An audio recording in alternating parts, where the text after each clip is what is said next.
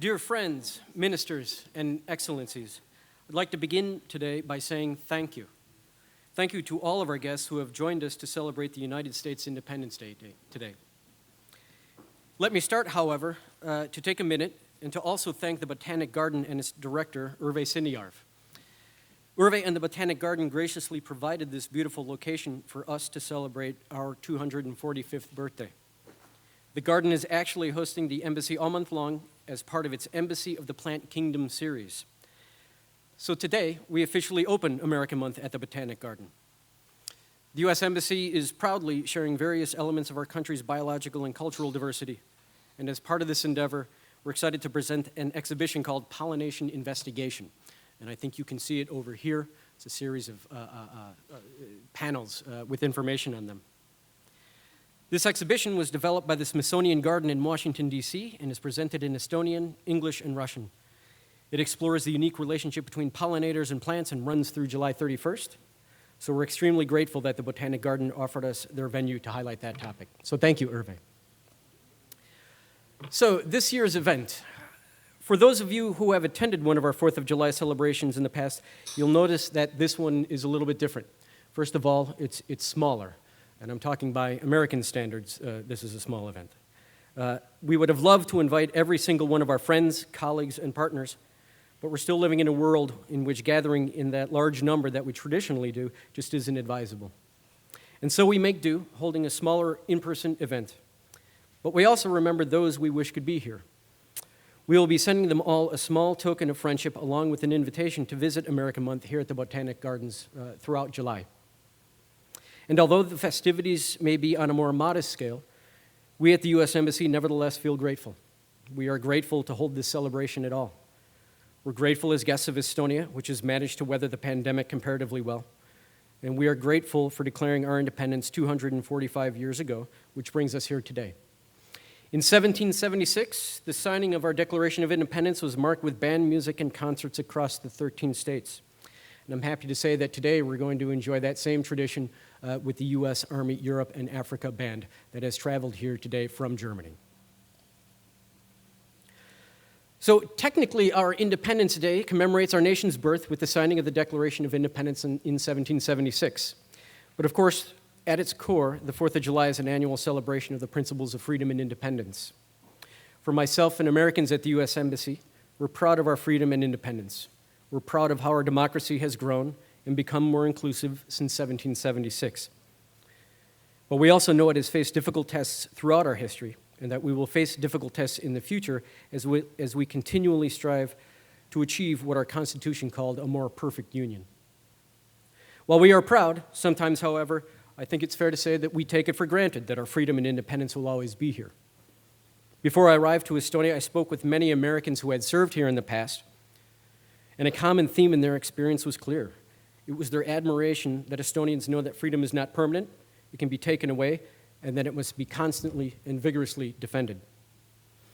I remember my first lesson in how Estonia was different in this way, when soon after my family's arrival in 2019, my 6-year-old daughter announced at dinner one day that she had started learning Estonian at school. As proud parents, my wife and I asked her then to say something in Estonian. She replied, "Vabadus." My wife and I realized then that Estonia was a special place if the first word that my daughter brought home from Estonian was freedom.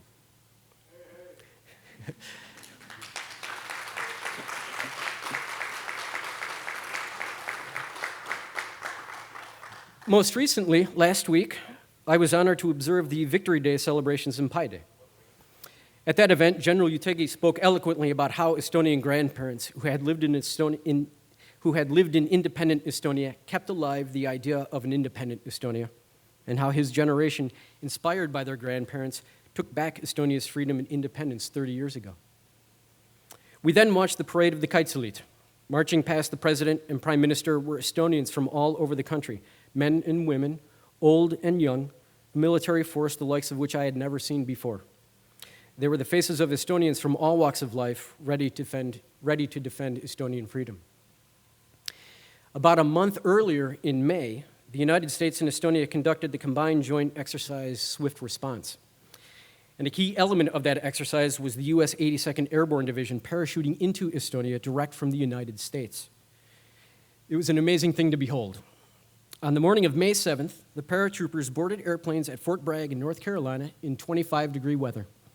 After an 11-hour flight, they parachuted into Estonia at 1 in the morning where it was freezing. It was 0 degrees.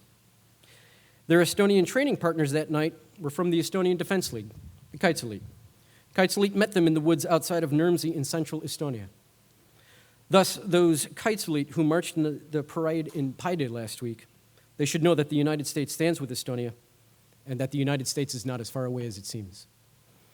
And at this point, I think we should take a moment to reflect on the life of Donald Rumsfeld, who passed away yesterday. He was our 2-time Secretary of Defense in the United States. In his second stint as Secretary, of course, he was a strong believer in Estonia's place in NATO and was there in that position when Estonia joined NATO in 2004. Estonia and the 6 other nations that joined NATO that year certainly earned it by their own strong efforts. But I think we can all acknowledge that Donald Rumsfeld was a friend of Estonia, and Estonia benefited from his support.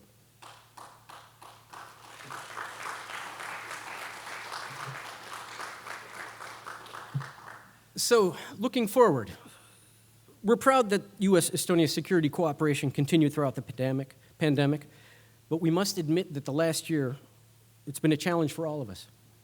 While security forms the core of our relationship, our relations are much broader than any single sector. At the embassy, we missed engaging all of Estonia. We missed hosting our American movie nights where embassy staff shared American culture through film. We missed the packed theaters of the Black Nights Film Festival, which we are proud to help support. We also missed our exchange programs.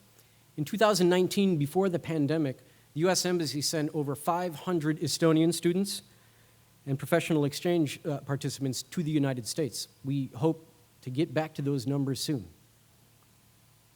We're not done with COVID just yet, but let us hope that we are taking the first steps to a new normal. I know that we in the embassy want to get back on the road and travel to Viljandi and visit the Culture Academy. We want to go see the Soapbox Derby in Narva. We want to return to Narva and see its fantastic university. And hopefully we can go to Paide to see and participate in the Estonian Opinion Festival once again. I also look forward to sending out our next cohort of Estonian Fulbright scholars to the United States in order to deepen academic cooperation between our 2 countries. And finally, I can't wait until our American corners across Estonia are open so that Estonians old and young can come and connect with U.S. culture and the English language. So, let's raise a glass to the United States and its 245th birthday, to friendship and freedom, to more engagement and less COVID, and to the enduring partnership of the United States of America and the Republic of Estonia. Terviseks!